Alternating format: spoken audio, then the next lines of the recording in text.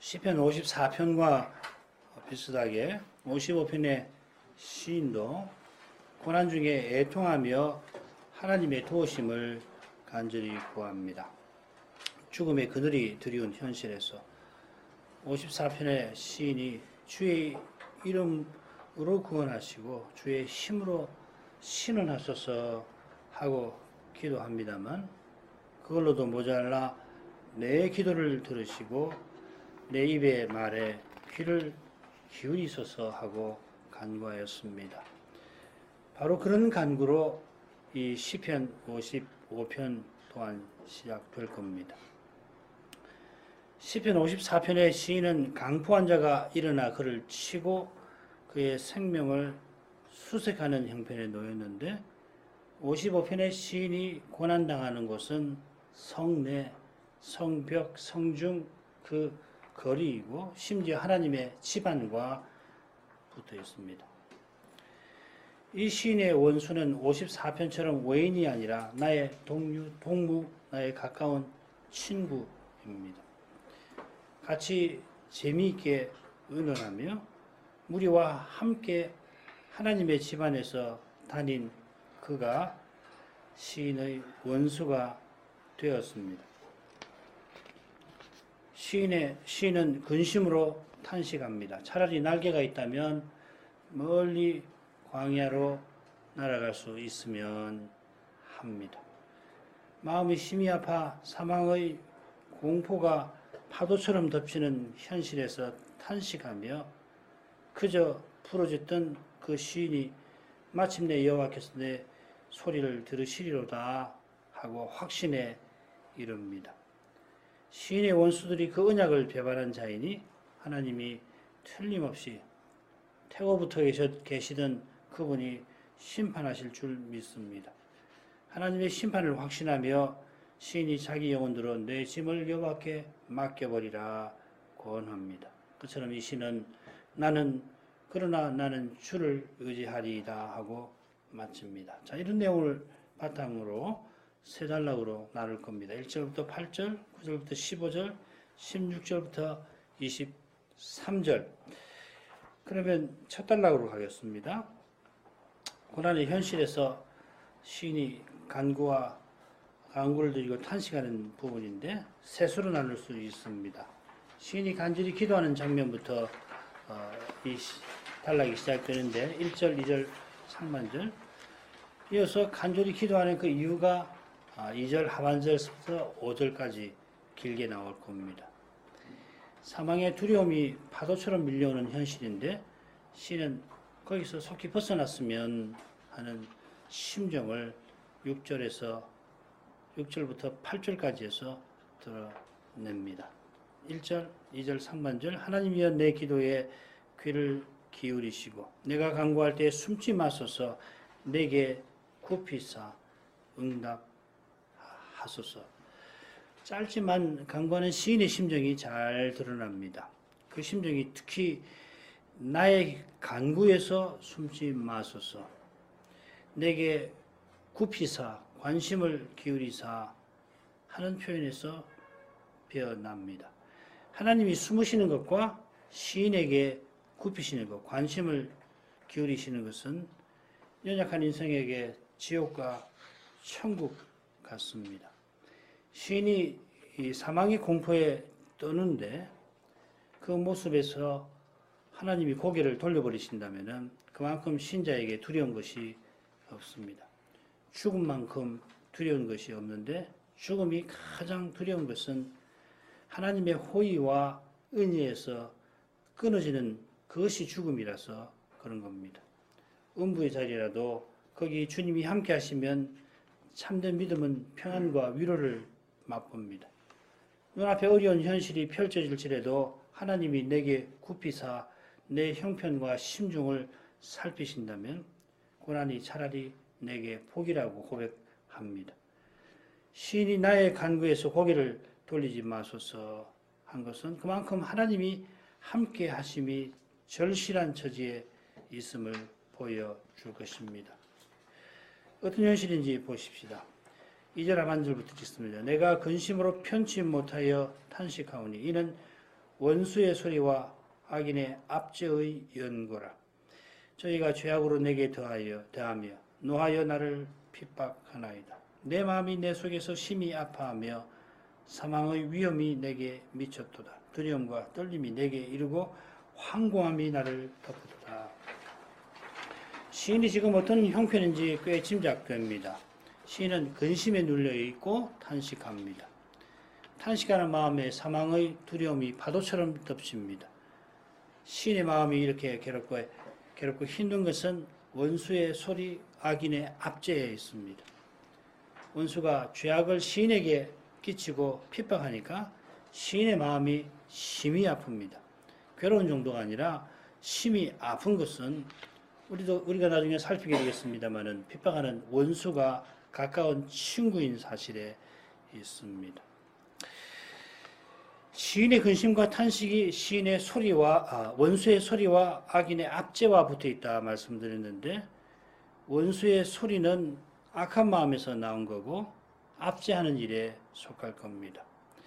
악인이 소리 지르면서 아우성 치면서 시인을 괴롭히는 것으로도 볼 수 있습니다만은, 셋째 단락에 비추어 보면은 우유 기름보다 미끄러워 실은 뽑힌 칼과 같은 말로 보는 것이 좋을지 볼 수가 있을 것 같습니다.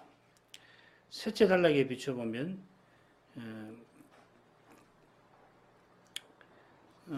겉으로는 부드럽게 말하지만은 칼보다 날카롭게 시인의 심장을 찌르는 겁니다.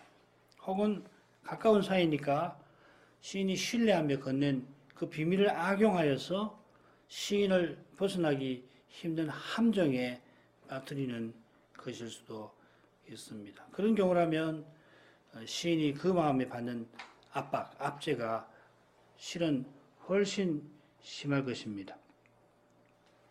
뒤에도 보면은 저희를 멸하소서, 저희 혀를 나누어 주소서 하는 말씀을 봐도 이런 해석이 좋을 것 같아요.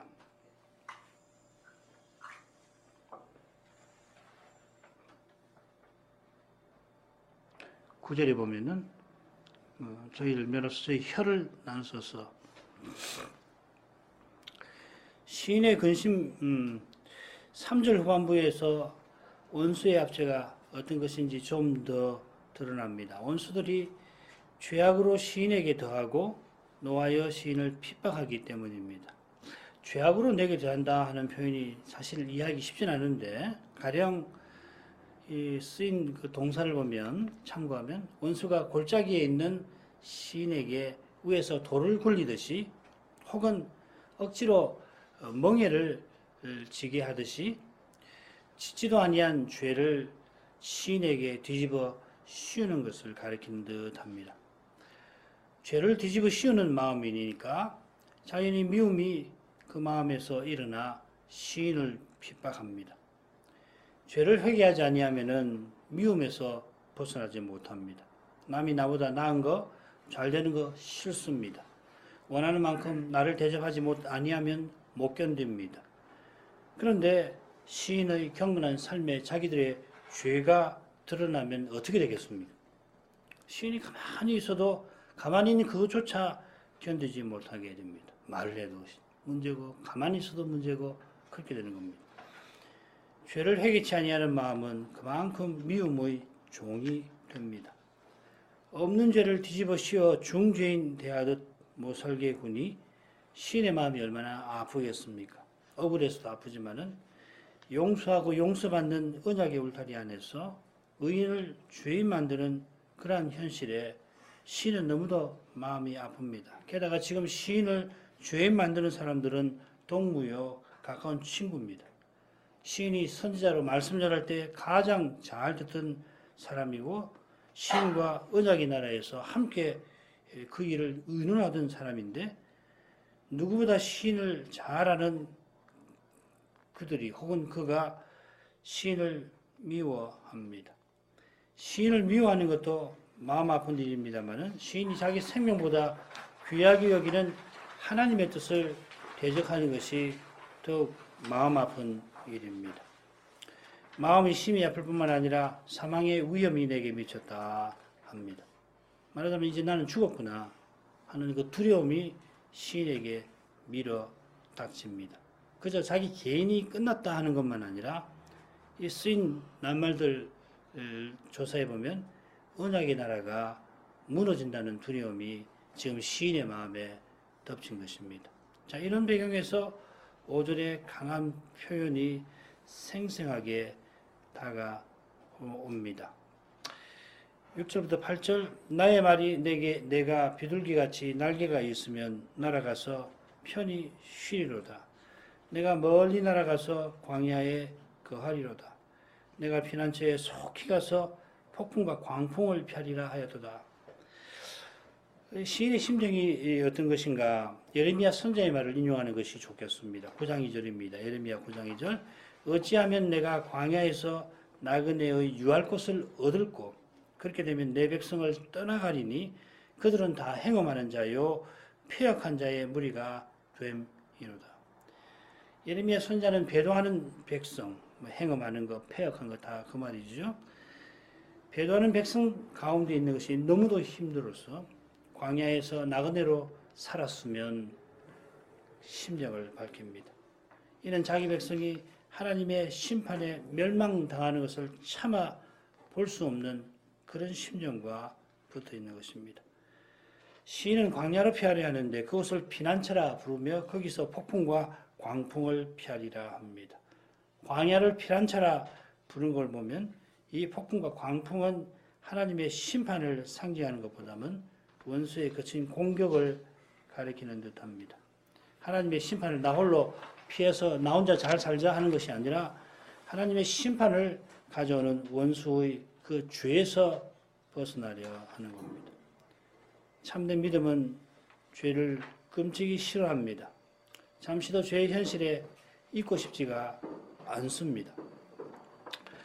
이래서 둘째 단락으로 갈 수 있겠는데 이 둘째 단락은 시인이 처한 고난의 현실을 생생하게 그려냅니다. 이 단락도 셋으로 나눌 수 있습니다. 중간에 12절부터 14절에 시인을 대적하는 원수의 정체가 밝혀져 있는데 바로 앞뒤로 나오는 첫째 부분, 셋째 부분, 9절부터 11절, 15절이 서로 비슷한 내용으로 되어 있고 또 비슷한 형식으로 되어 있습니다.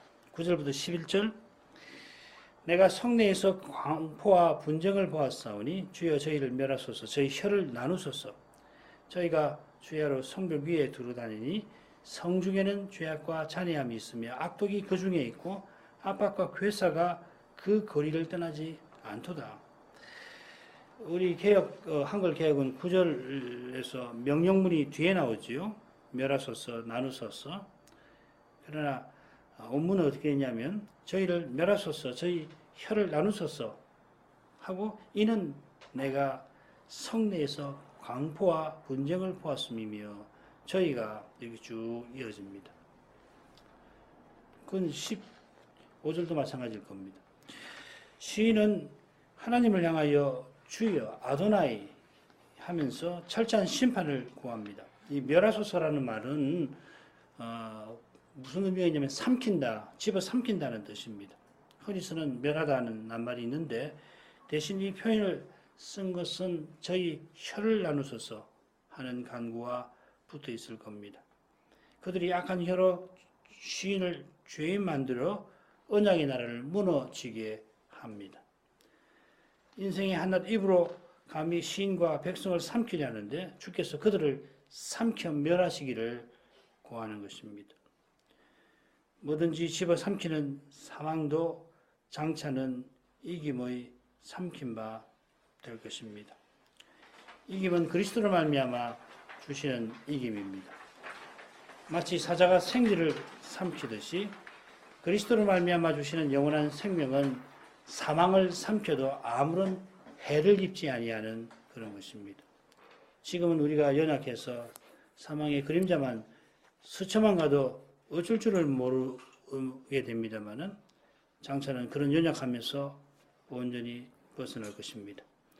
그처럼 지금도 참된 믿음은 주 안에서 죽음을 두려워하지 아니하게 됩니다. 시인이 강한 표현에 담아서 원수의 멸망을 구하는 이유가 이어집니다. 길게. 그들이 악한 혀로 곧 악한 꾀로 성을 차지하고 성을 타락한 세상으로 만들어 놨습니다. 시인은 성내에 강포와 분쟁이 있음을 봅니다. 악한 원수들이 주야로 성벽 위를 두루다니며 감시합니다. 성중에는 죄악과 잔해함이 있고 악독이 그들 중에 그 가운데 있고 압박과 괴사, 거짓이 그 거리를 떠나지 않습니다.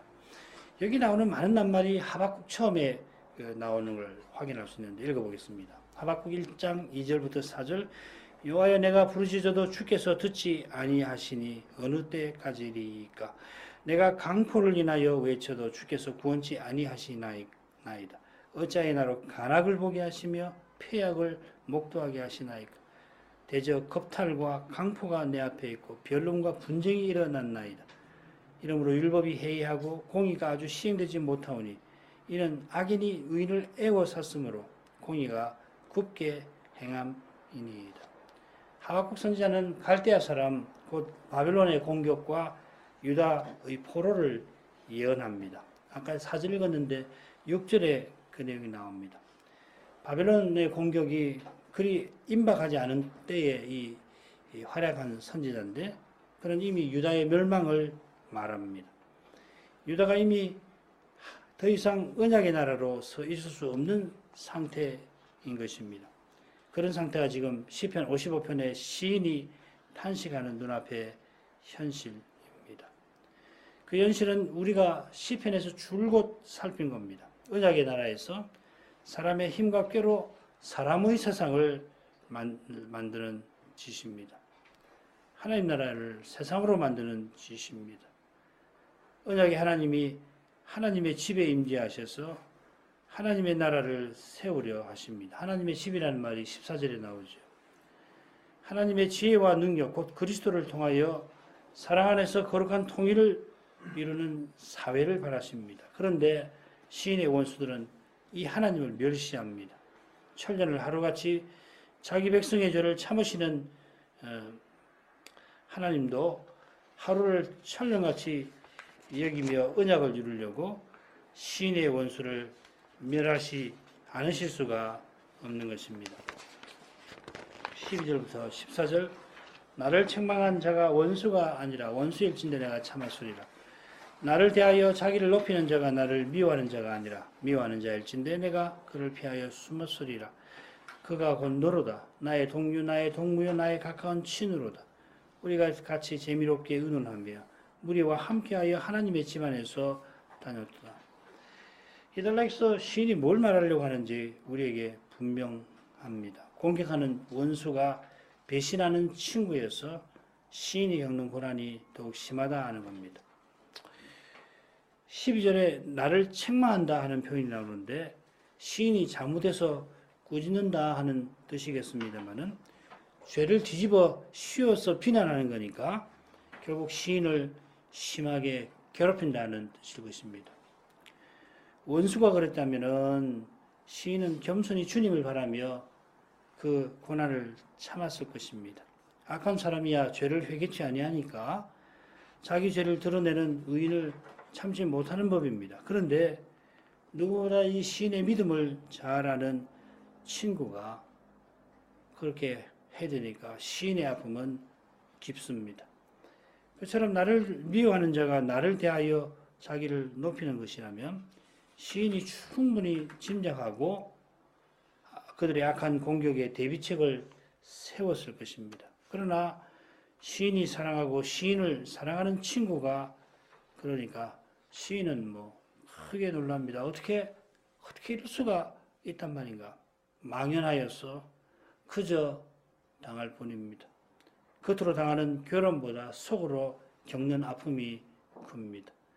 속으로 겪는 아픔이 너무도 커서 눈앞에 괴로운 현실을 돌아볼 겨를이 없습니다.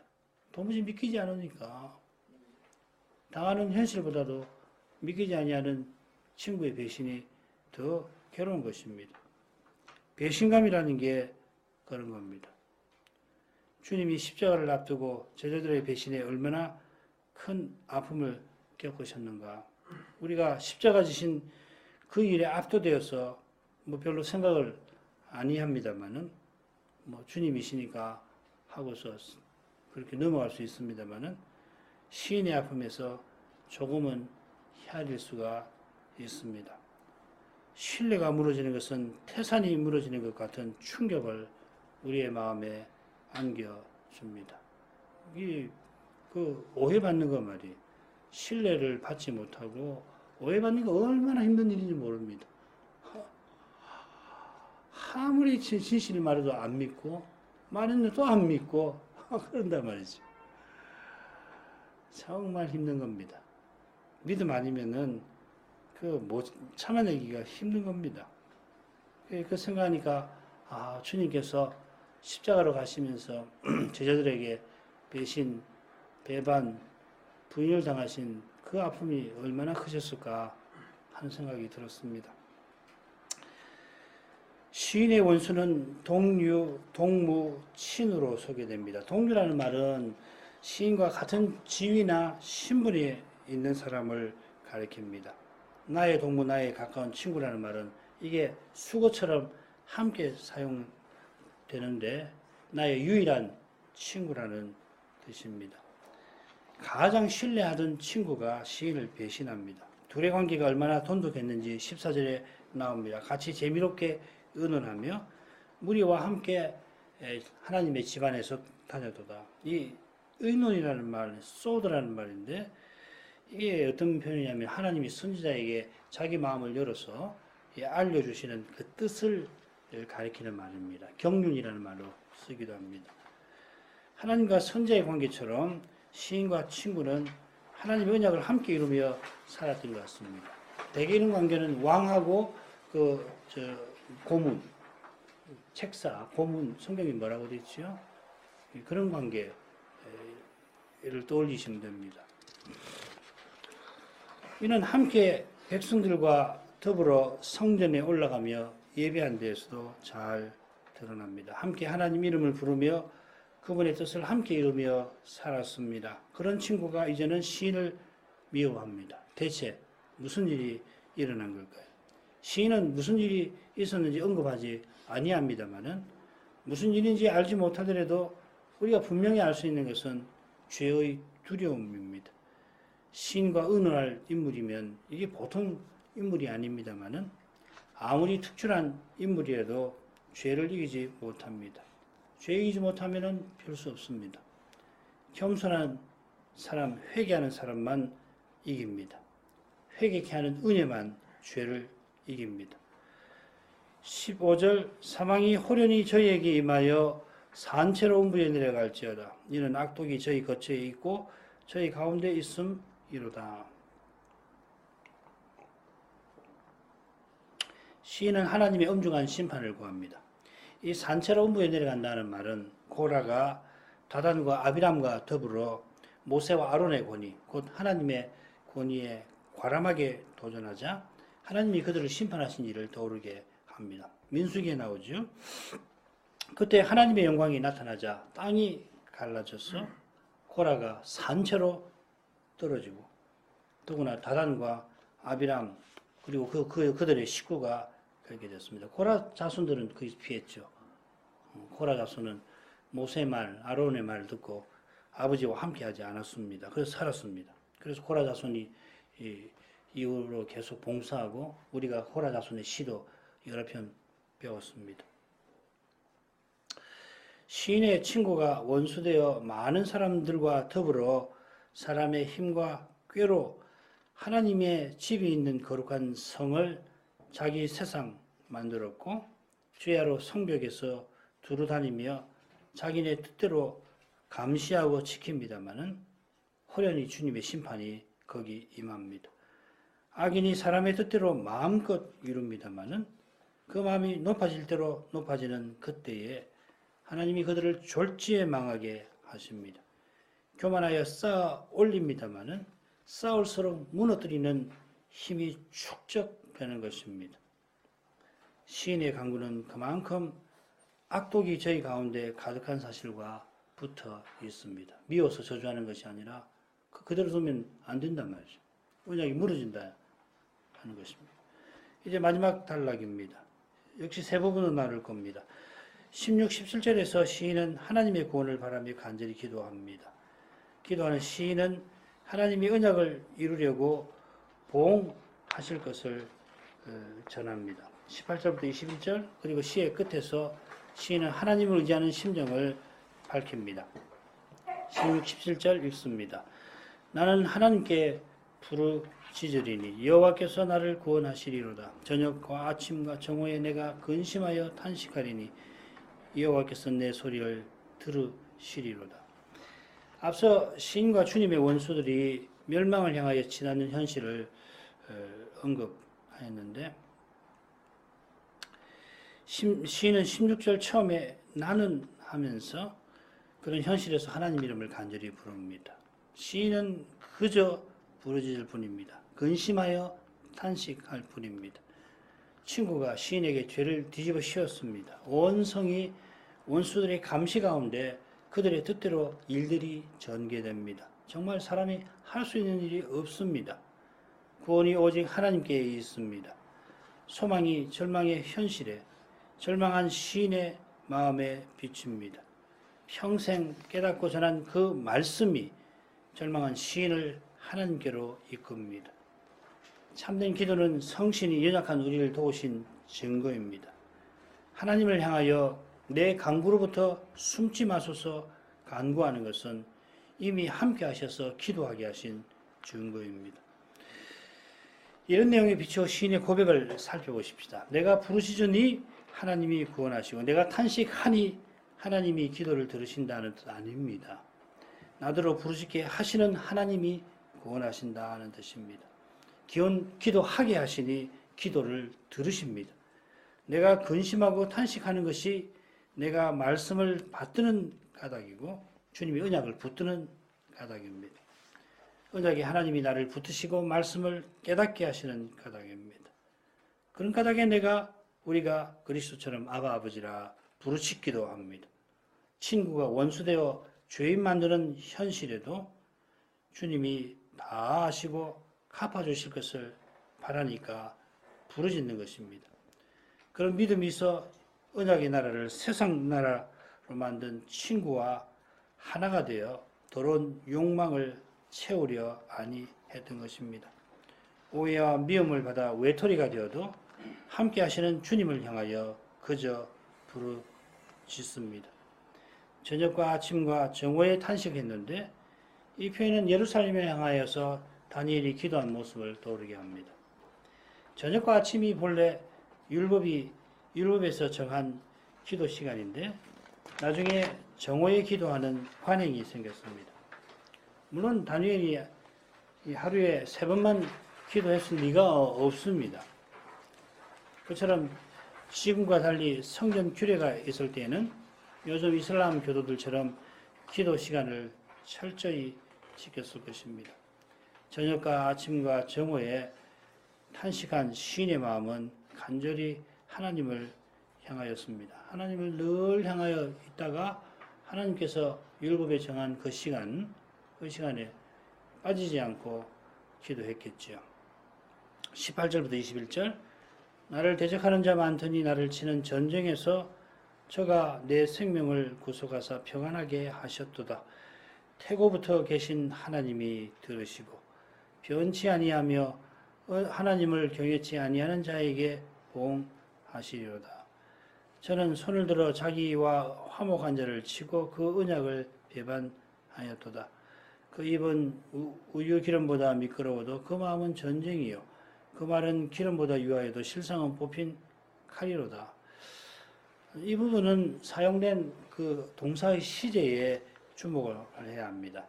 18절 그리고 21절에 보시면은 평안하게 하셨다, 또 많았더니 그리고 배반하였다. 저는 언약을 배반하였다 해서 과거형이 사용됐고요.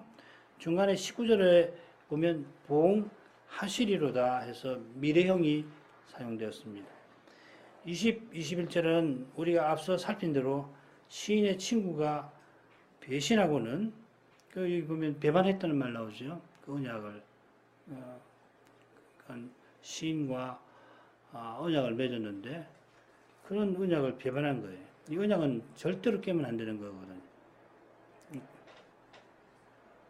배반하고는 말로 시인에게 죽음의 고통을 안겨주는 현실이 그려져 있습니다. 지금 시인이 쭉 당하고 있는 현실이죠. 이런 현실에서 시인이 하나님의 구원을 간구하고 있습니다. 자, 그런데 18절은 하나님이 전쟁에서 건져 평안케 하신 일을 언급을 합니다. 그건 그 이런 죽음의 현실에서 지금 시인이 간절히 바라던 거죠. 전에 하나님이 많은 대적에게서 에게 공격받는 시인을 건져서 평안 주신 그의 사실을 떠올리면서 시인은 이제도 하나님이 그런 구원과 평안을 자기에게 주시기를 바라는 거죠. 과거 일을 기록해놨지만은 그런 일을 이제도 베풀어 주십시오. 그런 소원을 담은 겁니다. 시인은 다시금 하나님이 자기의 간구와 소원을 들으실 것을 확신합니다.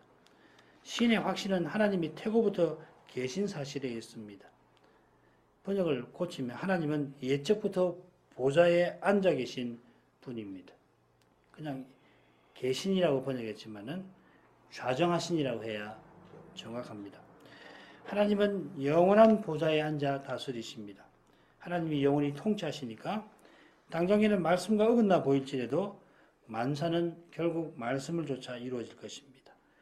말씀을 쫓아 고난받는 교회와 신자는 그 말씀대로 장차 영광에 들어갈 것입니다. 말씀과 어긋나 보이는 현실에 우리가 그저 부르짖습니다마는 그 부르짖음이 하나님의 말씀이 이루어져가는 증거입니다. 고난 가운데에서도 아버지의 뜻이 이루어지이다 하는 주기도문 말씀 그 교훈을 따라 드리는 기도는 하나님이 이미 들으셨습니다. 왜 그렇습니까? 하나님이 듣고자 하시는 기도인 까닭입니다. 들으신 하나님은 가장 적절한 때에 응답하십니다. 하나님의 응답은 우리가 구하는 것이나 바라는 것에 틀림없이 넘칩니다. 한 가지만 지적하고 넘어가야 되겠는데 19절에 변치 아니하며 하는 것은 하나님께 붙이면 안 되고요. 하나님이 변치 아니하신다는 말이 아니고 하나님을 경외치 아니하는 자를 가리키는 겁니다. 변함없이 이 말, 바뀌지 않고 회개하지 않고 이 말입니다. 22, 23절 내 짐을 여호와께 맡겨버리라. 너를 붙드시고 의인의 요동함을 영영히 허락지 아니하시리로다. 하나님이여 주께서 저희로 파멸의 웅덩이에 빠지게 하시리이다. 피를 흘리게 하며 속이는 자들은 저희 날에 반도 살지 못할 것이나 나는 주를 의지하리이다. 22절은 시인이 자기 영혼에게 건네는 권면이고 23절은 시인의 확신과 고백입니다. 이 부분에서 시인은 하나님을 의지하는 심령을 드러냅니다. 22절 처음에 내 짐을 여호와께 맡겨버리라 하는 권면이 23절 끝에 그러나 나는 주를 의지하리이다 하는 고백과 짝을 이룹니다. 내 짐을 여호와께 맡겨버리라 하는 말씀이 베드로전서 5장 7절에 인용이 됩니다. 거기는 내 염려를 다 주께 맡겨버리라 되어 있습니다. 거기 인용되는데 바로 이어 뭐가 나오냐면 너희 대적 마귀가 우는 사자같이 두루 다니며 삼킬 자를 찾는다 하는 말씀이 나옵니다. 시인이 말하는 짐, 사도가 말하는 염려가 얼마나 무거운 것인지 짐작됩니다. 그 짐은 사람이 능히 감당하지 못할 것입니다. 친구가 원수로 돌변해서 배반하는 것도 그렇습니다만은 그 결과로 언약의 나라가 무너지는 현실은 더욱 그러합니다. 직분자로서 이 현실에 무거운 책임감을 갖습니다만은 그러나 사람이 어떻게 해볼 만한 현실은 아닙니다. 죄의 현실을 사람이 바로 잡을 수 있는 그런 힘이나 지혜는 없습니다. 사람이 스스로 구원을 이루지 못합니다. 사망의 두려움을 이기지 못합니다. 이런 큰 것만 아니라 심히 작은 일에서도 우리가 주님을 의지해야 합니다. 인생이 무릇 의지하는 존재입니다. 사람은 처음부터 의존하는 존재로 지음받았습니다. 하나님만 독자적이신 분이시고 자존하시는 분이고 사람은 피조물로서 의존하는 존재입니다. 하나님을 의지하지 아니하는 그것이 인생답지 못한 태도고 심각한 죄입니다. 현대의 사상은 이런 것을 비꼬지요. 하나님 의지하는 것을 인간답지 못하다. 자기가 스스로 판단해서 자기가 제 발로 서서 갈 것이지 왜 신을 의지하느냐. 그런 거짓이 없어요. 그런 어리석음이 없는 거라고요. 하나님을 의지하지 아니하는 것이 인생답지 못한 것이고 그게 사람이 스스로 해보려고 하는 것이 교만이고 죄입니다. 작은 일에도 겸손히 주를 의지하는 사람이 은혜로 죄를 이기고 사망의 두려움도 견디는 것입니다. 겸손히 주님의 손을 붙드는 사람은 주님의 손이 자기를 견고히 붙드시는 것을 압니다. 주님이 내 손을 붙들어 내가 주님의 손을 붙잡구나 하고 고백합니다. 내가 너무도 약해서 주님의 손을 놓지 않을 수가 없는 그때에 주님이 약한 내 손을 붙들어 주십니다.